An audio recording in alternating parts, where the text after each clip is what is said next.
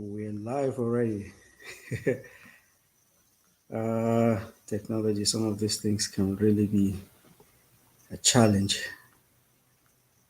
Good morning to you. Greetings to you, whatever time or wherever you are joining me from. Welcome to another show, another episode of the program. Let's talk missions. My name is Mwat Asedeh, and I'm going to be your host today. Um, Thank you very much for tuning in. Thank you for all of those who have made comments from the previous episode. Thank you for your contributions. Thank you for all of those who have sent questions privately. I'm going to talk about those, and yes, without mentioning name, of course. But I'm not going to. I will want to at this moment just pause and dedicate today's program rather. On a rather sad note to those who have lost their lives and those who have lost their loved ones in the death in the killings that took place in Jos Plateau State of Nigeria. It is a sad thing. Some people have lost their lives, some have lost their property, some some have lost their loved ones. Our heart goes out to them in this time of grieving. It is really a sad thing. There is no justification for whatever kind of violence whoever is doing it or whoever it is being meted upon. There is just no justification whatsoever. So I want to use this medium to call on the powers that may be in this time, and to everyone who is listening to just to do what's right. Stand up for justice. Stand up for what is true. Stand up for what is expected. I wrote a poem some times back, a song, a poem, and I want to just read it to us, because regardless of what we do, we're not doing it for those who are gone. We're doing it for us, for you and I who are still living. So I want to just take a time to read this, and I hope that in some way it speaks to you to stand up, as I have titled it. What do you see? What do you hear when you see the dying, the hungry, and the oppressed? What do you think? What do you feel when you hear of corruption, of violence, and of injustice? Does it ever cross your mind that there is something you can say? Does it ever make you think there is somewhere you can go? Does it ever make you wonder that there's something you can do? The change that we need, the change that we pray for, has to begin with you and with me. Today and right now. Because it ought to cross your mind that there's something you can really say. Yes, it ought to make you think that there is somewhere you should go. And yes, it ought to make you wonder there is something that you can do. Just look around you. Is there something calling to you? Just look beside you at those pair of eyes staring back at you. Then look inside you. Is there something there within? Because they've been waiting for so long for that thing that you will say. They've been waiting for too long wishing you will come. Yes, they've been waiting for so long for the thing that you will do. So stand up for the truth that is evident to all. Stand up for justice, for peace, and for progress. For such a time, you are still alive. Nothing is too small to say. Nothing is too small to give. Stand up. Thank you for listening. I hope that somewhere you will be encouraged or motivated to stand up and do what is right, because it's too much. It's just too much. It is in this same tune, it is in this same light that I got a question, which I'm going to read right now. It says, we're struggling with our weaknesses. We are struggling with persecution in life. How can we balance the spirituality? How can we then live as missionaries? How can we do missions in a context that is so hostile? This is just a deep question that strikes my heart, and honestly, it calls for deep reflection. It calls for deep soul searching. How are we expected then to live and still do missions in this time that is hostile? It's a difficult challenge. It's a question that really needs us to sit back and reflect upon and bring up solutions for us. I have I have prepared to just talk a little, to talk about demystifying the idea of what it means to be called. What does it really mean when we talk about, he's been called, he has not been called? Are we called to do missions in such times as this? Are we forcing ourselves to do what we've not even been called to do? Or if we have been called, how do we do it in this time when it's not really comfortable to do it? Are we even called to do missions when we feel like it? Are we called to do missions only when it's comfortable? Or is the call to do missions everywhere and at all times? Regardless of the answer you give to all of this, if you're asking any of this, I would say you're asking the right question, because that is exactly what is going on in my mind. So if we are called to do missions in such times as this, that is, if we are called to do missions, if you agree that that is what we've been called to do, how should we do it?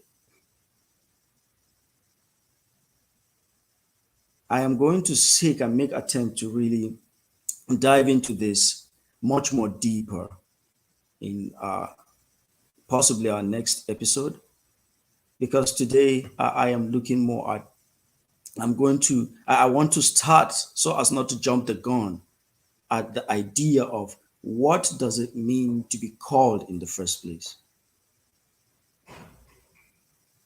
What is it? What does it really mean to be called? So, to kind of recap from what we've already talked about, we have established that for every mission, there is the owner of the mission, there is the mission itself, and there is the executioner of the mission. So, talking about the owner of the mission, of course, we will say we've established that God is the owner of the mission. That is why we call it the mission of God, or Missio Dei. We have also said that the scope of that mission is for the salvation of the soul, the body, and the spirit of the entire man, or creation at large. So today's focus is on the messenger of the mission, on the executioner, or on the person who is carrying out that mission. How do we as humans become qualified to be part of the mission of God, leading to the salvation of another being or of creation? How do we become a part of that?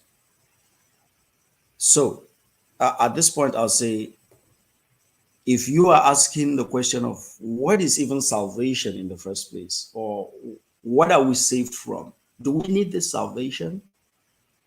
I must say you are asking the right question. So please feel free to engage in this conversation by leaving your comment, by asking your questions as well, by compounding the issues, by just show your involvement, because you can be asking a question for many other people who are not able to ask that question. Or you can be making a contribution or saying something that I may not be able to say. So please feel free to engage in this conversation. It is called Let's Talk Missions. So, lest I forget, Os Guinness has written a wonderful book on this subject. It's called The Call. It is a very good book. So again, this helps me to just to make the following point. This program is not a scholarly program. By scholarly, I mean it does not seek to use, or we will not seek to use big words or any huge jargon words to scare people or to make it look very intelligent. Our goal is to just present this as simple, in simple terms as possible, in a conversation that anybody can just join in and then have a meaningful talk. So the main source of this program has been and will always be the Bible. That is where we're going to start talking from. That is the springboard upon which we shall build and continue our conversation. This, of course, does not mean we're not going to make references to books or to talk about some things that other people have written when it becomes necessary. But just so as to encourage us also to read the more, because it's important that we read. But I think it's important that I mention that it's not going to be some kind of a show where you're going to be intimidated, or, I mean, I call it a show again, a program where you're going to be, big words are going to be thrown at you. It's just going to be as simple as talking with another person about the subject. That's why it's called Let's Talk Missions. So please feel free to make your contributions. And if you have books that you feel are very important, or somebody has said something in a book or article or journal which you feel is important to mention, just go ahead, mention it. It's needed. It's needed. So to continue with this conversation of today of how humans have become a part of the mission of God, I think just like to key in with what my boss has said. Let's go to the root. Let's take it to the roots. Human beings have been the crown of the creation of God.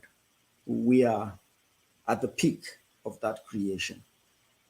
Some points that show this to be evident is the timing. I'd want to say the time in which humans were created.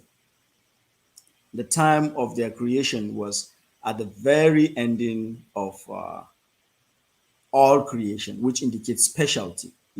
Just like we will all await the arrival of the bride at the wedding, or everyone stands where everyone stands up to show respect, or the arrival of some dignitaries making a grand entrance. Everybody stands up and show respect. That is how the arrival of human after everything has been made. That was when humanity, or yeah, human. I want to continue to use that term human to avoid using the word man so as to avoid the confusion of saying man alone and not woman. So humanity, man and woman, all included, arrive at the end of everything, showing significance of their arrival. Second, our nature. There is no other creation. We are the only ones that are said to have the image and likeness of God. Of all creations, only humans are made or were made in the image and likeness of God. Thirdly, the assignment God gave to man. God says, take care of the garden, walk it, take care of creation, take care of all of this that I've given to you. Name them. God brought all of those uh, animals to man to say, go ahead, get to work. So all of these go to show that man is very important, or creation, humanity is very important. So by the virtue of humans being the head, it therefore makes sense that God's mission is being carried out through humans. So the next point I want to just scratch on in this program of in this episode of today is it everyone that God uses? Well, I don't know. Do you? Some of my thoughts for regarding this point is that we have seen that through God's plan, all through God's plan to save creation, to save all of humanity, God has used some certain people at certain times for certain purposes. Like Noah during the flood. We talked about Noah in one of the earlier episodes where we talked about how God used him in the ark. So, to build an ark rather, and then save some of the animals. And we talked about the mystery of how God saved the sea creatures and of plants. So God used Noah during the flood, and God used Abraham. He called Abraham. Abraham received a special call to leave his town, leave his people, to start a new nation, start something entirely fresh. That account is found in Genesis chapter 12 of how God called him, or starting from 11 down to 12. So, the ending of chapter 11. And God often makes this type of, call very clear to those whom he has called. You know, God always, uh, God's ways are just a mystery. They're just, it's never the same, the same call or the same way. But because, take for instance, you know, the call of Saul, it was very different. It was dramatic. It was different from the call of David. I'm talking about King Saul now in the Old Testament. His call is different from the call of David. You and I have no idea how Elijah was called. He just kind of showed up and began to do wonders. But we can be certain that the call of Elisha, who took over from Elijah, is different from the call of Elijah.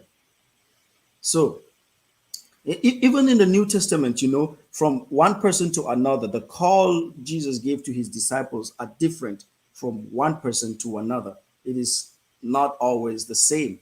Some people were fishing, some were tax collectors, some were just chilling under the tree, different places at different times, different types of call. Even Paul his was also dramatic. He had to see the light shine, hid him from the horse. And isn't that supposed to be the type of call that we're waiting for? And then the loud voice will speak to you and say, Hey, you are called to do missions. Isn't that what we're waiting for? But it's not always the same. Not every call is the same. So there is a special call to a particular type of people, to a particular type of ministry at particular times. We can call it ministry or vocation or profession, call it whatever. There are particular types of call. So God deals with people differently, and many people hear God differently. As we are unique, that is how God operates. God cannot be put in a box. So the truth is, some may have heard this call to special ministry. It is very true. Some have heard it clearly. Some understand this call because Hebrew chapter 5 verse 4 talking about the priest and talking about being called to special role of priesthood. It says, no one takes upon himself this honor. You have to be called by the caller, by the owner of the mission. So I want to say many have been rather motivated, honestly, to join the bandwagon of the being of the called because of the wrong reasons. It's rather unfortunate. Now, to this kind of people, Jesus said, allow them to grow. The time to separate is coming. So, now I want to pause here to say, if you are feeling as though you are called to a special ministry or special vocation or special profession, some ways to know is that, you will know. You will just know from inside you. But above that, the Bible, the Word of God, will always, always speak to you. The Word of God will always make it known to you that there is this special call upon you at this time, at this place. It will always be made known to you. If you feel it, sometimes you may have dreams. God speaks to us in many ways. God cannot be put in a box. You may see dreams. It may be through vision. It may be trance. You just might, there will be that ministration to you. God cannot call, or you cannot be called. How do I put this? You cannot, somebody cannot answer the call for you. It has to be to you personally. It's a choice and a decision you have to make. And then thirdly, people, not necessarily many people, but there are some people that will affirm this call over your life. Just like in the case of Elijah and Elisha. God used Elijah to affirm the call on Elisha. So it might, some people might see the good things, sense this call. Some people in whom God's spirit dwell can feel this call and tell you, hey, I think you're good at this. I feel as though, hey, there are some people who start calling you pastor. People who start saying that. Honestly, the rest is almost a mystery because no one call is identical. You are just going to be called based on however God chooses to call you. So if you're asking the question, so is doing missions left for those who have that special type of call?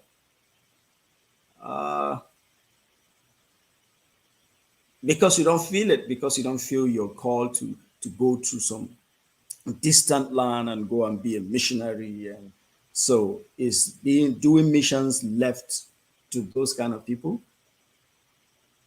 Well, in response to that, I would love to think that there is another type of call. I'd love to think that there is another type of call.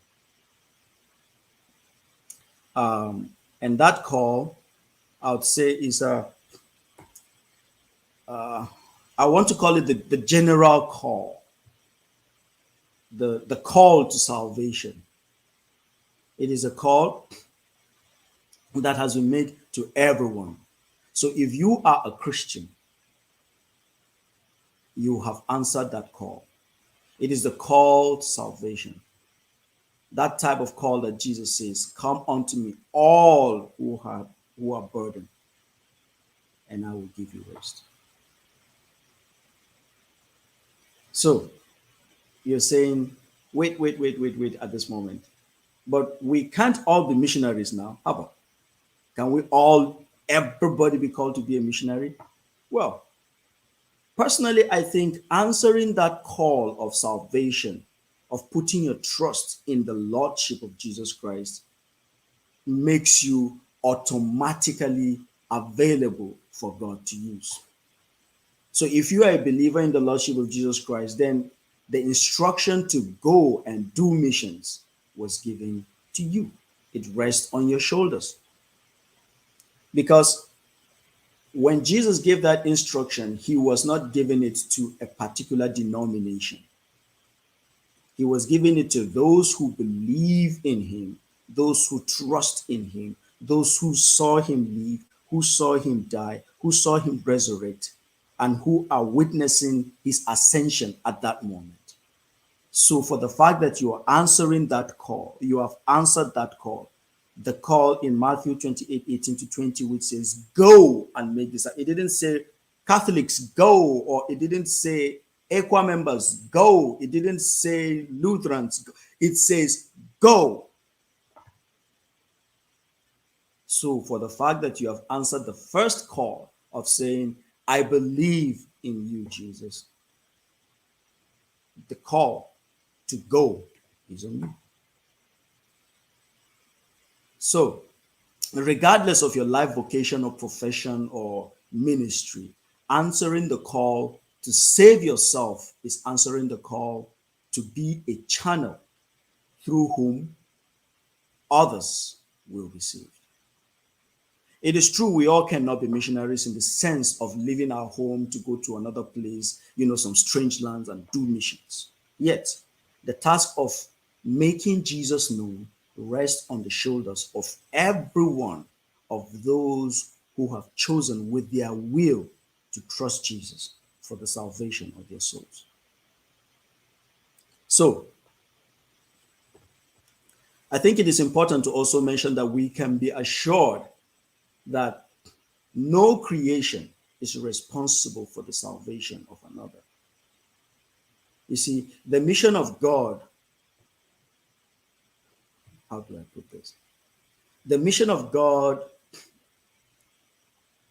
to which we are entrusted, we are simply to serve as vessels, regardless of how the owner of the mission chooses to use us.